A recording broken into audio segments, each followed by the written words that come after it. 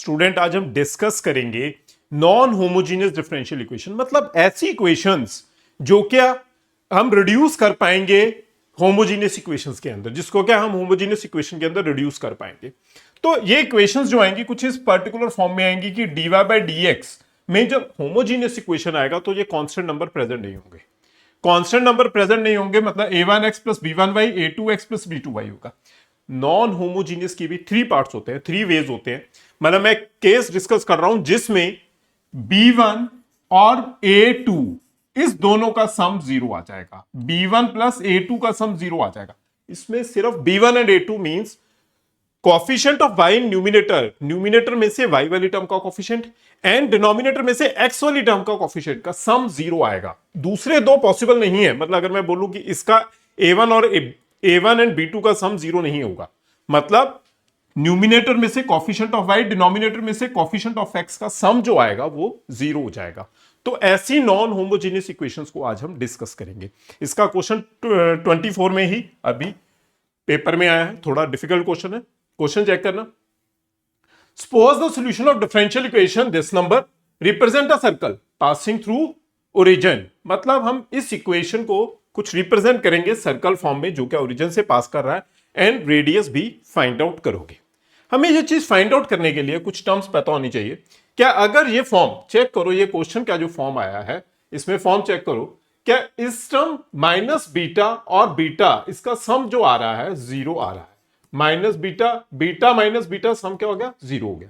इसलिए हम इस चीज अगर ये मेथड आ जाएगा, मतलब इसका सम जीरो हो जाएगा, अगर सम जीरो हो गया तो हम इस मेथड में सबसे पहले क्रॉस मल्टीप्लाई करेंगे। मतलब जो जो डिनोमिनेटर वाली टर्म है इसे इस तरफ शिफ्ट कर दोगे और dx को इस तरफ शिफ्ट कर दोगे। सिंपल क्रॉस मल्टीप्लाई करोगे, क्रॉस मल्टीप्लाई करोगे। और कुछ बेसिक टर्म्स आपको पता होनी चाहिए, जैसे क्या हम इसमें यूज करेंगे exact differentiation, exact differential equation x dy plus y dx। अगर क्वेश्चन में आ जाएगा टर्म, ये क्वेश्चन में आएगा ही mostly, x dy plus y dx, तो ये टर्म बनेगी d ऑफ एक्स वाई। मतलब प्रोडक्ट रूल हमने यूज किया, x dy plus y dx is equal to d of x Y. मतलब हमने इसका प्रोडक्ट रूल यूज किया। देख रहा है x into d y plus y into d x, एक स्टेप यूज करोगे ये वाला। और इसके अलावा आपको पता होना चाहिए इस टर्म के अलावा कि जैसे हम बेसिक इंटीग्रेशन करते हैं, integration of one with respect to x है तो वो क्या हो जाएगा x। Integration of one with respect to y है तो इसको आप क्या लिखोगे y। और integration of one with respect to x y है तो इसका आंसर आप क्या लिखोगे, एक्स वाई। क्लियर है। तो ये कुछ बेसिक टर्म्स हैं जो इस क्वेश्चन में यूज करोगे आप। तो किस तरह से यूज करोगे वो क्वेश्चन में देखते हैं। एक तो मेन रिजल्ट ये वाला हम जरूर यूज करेंगे, x d y plus y d x equal to d of x Y, मतलब प्रोडक्ट रूल, इसका हम यूज करेंगे। करना है हमेशा cross multiply. First step cross multiply, अगर सम जीरो है, इसमें देखो दोनों टर्म्स का सम जीरो है, क्रॉस मल्टीप्लाई कर दो। क्रॉस मल्टीप्लाई करोगे तो हमारे पास जो टर्म बन के आएगी वो टर्म आएगी बीटा एक्स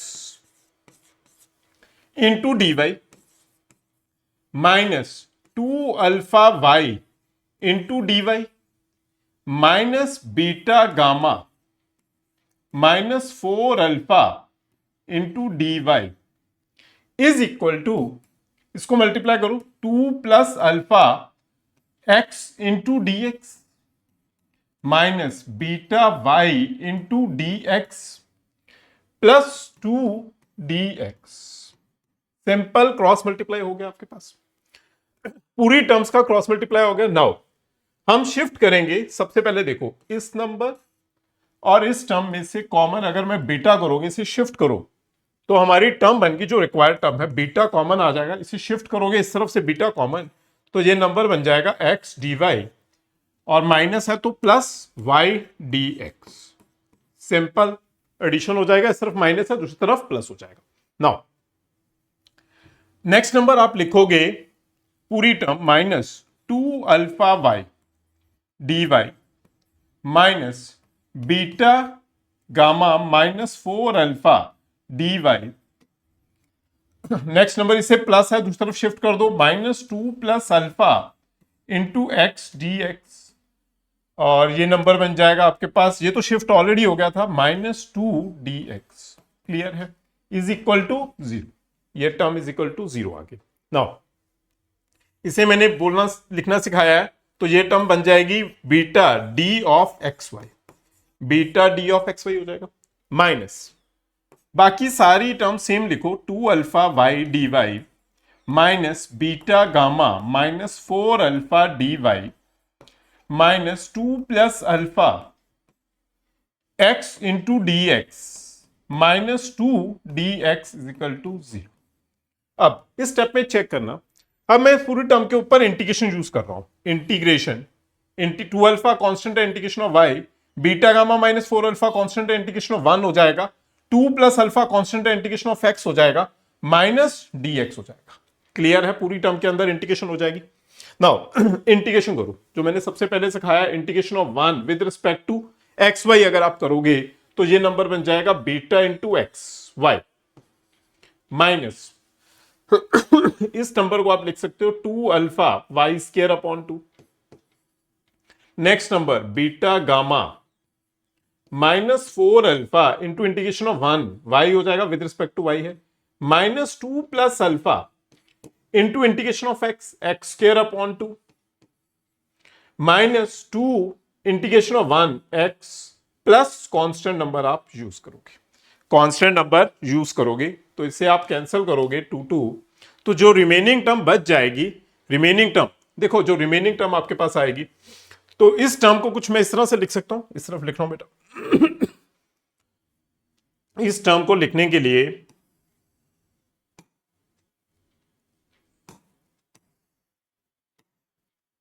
प्लीज चेक करना, मैं इसी टर्म को लिखने जा रहा हूं, माइनस सबसे पहले अल्फा वाली टर्म माइनस कॉमन करके शिफ्ट भी कर दो, इसमें से माइनस कॉमन करके शिफ्ट करो, एक्स स्क्वायर वाली टर्म लिखो 2 plus alpha upon 2 x square, फिर वाई स्क्वायर टर्म मैं माइनस कॉमन करके शिफ्ट भी कर रहा हूं, माइनस इज इक्वल टू 0 है, तो नेक्स्ट नंबर क्या बन जाएगा plus alpha y square, alpha y square, इसके बाद आएगा बीटा एक्स वाई वाली term minus beta x y minus beta x y, then उसके बाद आएगा एक्स टर्म प्लस 2x, सारे साइंस चेंज कर रहा हूं माइनस साइन कॉमन करके, एंड नेक्स्ट नंबर हो जाएगा y वाली term, y term is beta gamma minus 4 alpha y, and last number जो बच जाएगा आपके पास आ जाएगा कांस्टेंट नंबर, कांस्टेंट नंबर को मैं लिख देता हूं माइनस सी लिख दो प्लस सी लिख दो, कोई फर्क नहीं। क्लियर है? नाउ ये हमारे पास एक बेसिक कंडीशन आ गई, एक्चुअली ये सर्कल की इक्वेशन आ गई, ये सर्कल इक्वेशन ये it is a 2 degree second degree equation है, तो इस सेकंड डिग्री इक्वेशन में सबसे पहले आपको पता होना चाहिए, मैं सेकंड डिग्री इक्वेशन लिख रहा हूं इस इक्वेशन के लिए, प्लीज चेक करना, अगर हमारे पास सेकंड डिग्री इक्वेशन है A X square plus B Y square plus 2g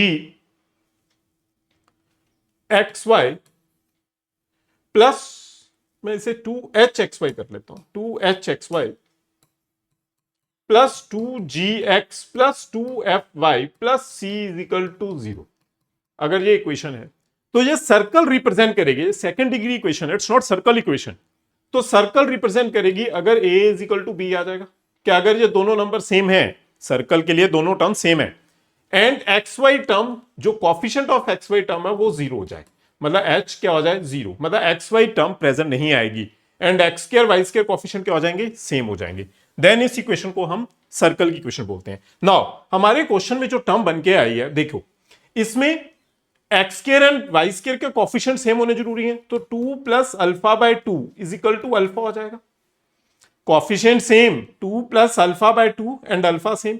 next number जो नेक्स्ट कंडीशन बोली है मैंने, नेक्स्ट कंडीशन क्या है कि जो एक्स वाई टर्म है जो 0 होनी चाहिए, एक्स वाई वाली टर्म जो है वो 0 रिक्वायर्ड है, मतलब बीटा वैल्यू क्या हो जाएगी 0, एंड इससे अगर आप सॉल्व करोगे तो 2 plus alpha by is equal to 2 alpha, value of alpha आपके पास आ जाएगी 2, वैल्यू ऑफ बीटा आपके पास 0 ऑलरेडी आ चुकी है, वैल्यू ऑफ बीटा 0 आ चुकी है, एंड इस क्वेश्चन में एक ऑलरेडी टर्म पता है क्या, circle passing through origin, circle किससे पास कर रहा है, ओरिजिन से पास कर रहा है, सर्कल ओरिजिन से पास करेगा, अगर सर्कल ओरिजिन से पास करेगा it means x and y दोनों वैल्यूज क्या हैं 0 हैं, एक्स वैल्यू भी 0 है एंड वाई वैल्यू भी 0 है, दोनों वैल्यूज 0 हैं, सारी टर्म 0 हो जाएंगी, तो इस केस में जो सी का आंसर है वो 0 बन जाएगा, सी वैल्यू भी 0 हो जाएगी, सी भी 0 है, बीटा 0 है, अल्फा 2 है, अब ये सारी वैल्यूज को आप इस इक्वेशन में पुट करो तो आपके पास स्टैंडर्ड इक्वेशन ऑफ सर्कल बन के आएगी। इक्वेशन ऑफ सर्कल इसी इक्वेशन में पुट करो तो देखो सर्कल की इक्वेशन आपके पास जो आएगी, अल्फा वैल्यू 2 पुट करोगे तो यहां पे 2 प्लस अल्फा मतलब 4/2 2 आ जाएगा, ये इक्वेशन बनेगी 2x²।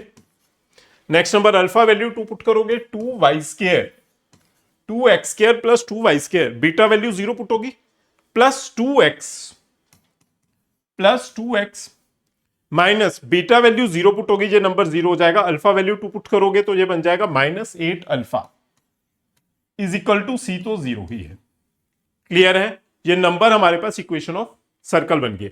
अब इक्वेशन ऑफ सर्कल में इसे आप लिख सकते हो x² plus y² plus x minus, sorry यहां पे अल्फा नहीं आएगा, यहां पे आएगा y, यहां पे y आएगा 8y क्योंकि अल्फा वैल्यू पुट की है, -4y इज इक्वल टू 0।